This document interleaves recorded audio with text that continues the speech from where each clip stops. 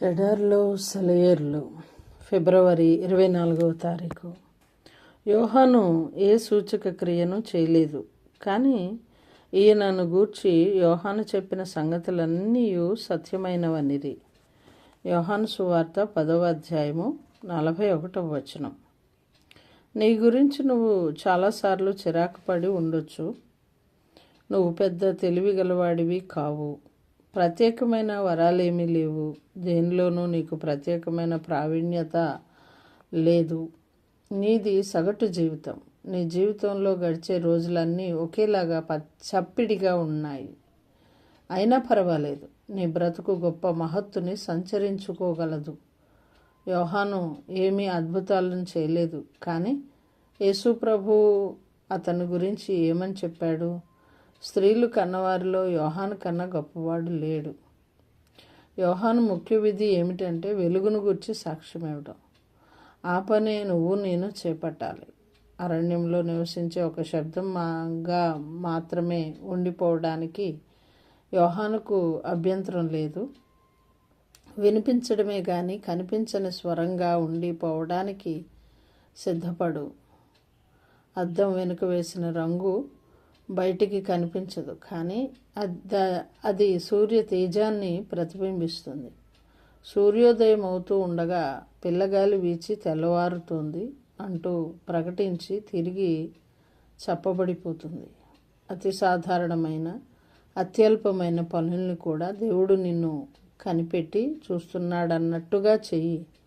నీకు సరిపడని మనుషులతో నివసించవలసి వచ్చినప్పుడు వాళ్ళ ప్రేమను చూరగొనడానికి ప్రయత్నించు. విత్తనాలను చల్లుతున్న మనం, చిన్న చిన్న కాలువలను తవ్వుతున్న మనం, మనుషుల్లో క్రీస్తును గురించిన చిన్న చిన్న ఆలోచనలను నాటుతున్న మనం అనుకుంటున్న దానికంటే ఎక్కువ సేవే చేస్తున్నాము. మన ద్వారా కొంచెం సువార్త విన్నవాళ్ళు వాటిని ఒక దినాన తలుచుకొని ఇక్కడి దాకా రావటానికి మాకు మొట్టమొదటిసారిగా మార్గం చూపినవి ఆ మాటలే అంటారు. ఇక మన విషయం అంటారా?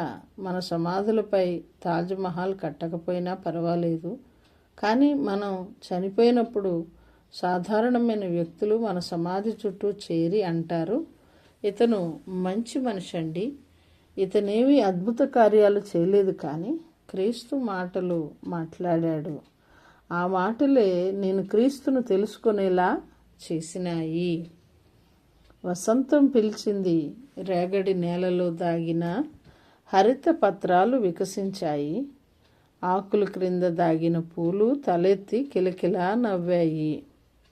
ఎన్నెన్ని అందాలు చందాలు, చేమంతులు గులాబీలు, కంటికి కనిపించని పుష్పాలు. వెలుతురు పిలిచేసరికి ఆకుల్ని తొలగించి తొంగి చూశాయి. ఎందరెందరో చేశారు ఎన్నెన్నో పుణ్యకార్యాలు. ఆకుమాటున విరబూసే ఆ అందాలను అరసినంతనే ఆనందించేదెంతమంది? విరిగి నలిగి చితికిపోయిన గుండెల్లో విశ్వాస ప్రేమ పుష్పాలు పరలోకపు కాంతుల్ని విరజిమ్ముతూ ప్రేమ సరాగాలతో వికసించి ఆకుమాటున దాగి అందాలీనుతాయి. నీడల్లో, చీకటి జాడల్లో, బీడుల్లో, శ్రమల వాడల్లో పూసే పూలు వెదజల్లే విశ్వాస పరిమళం, పరిశీలన కందని పరమరహస్యం. మన మసక కంటికి అందంక ఉన్న అందాలెన్నో కదా. పరలోకపు తోటమాలి దిగివచ్చి దాగిన అందాలను వెలికి తీసి వెలిగిస్తే కనిపిస్తాయి. అజ్ఞాత వ్యక్తుల్లో నుంచి దేవుడు తన సేవకుల్ని ఎన్నుకుంటాడు. లూకా సువార్త 14వ అధ్యాయము 23వ వచనము. Please like, share and subscribe. Thank you.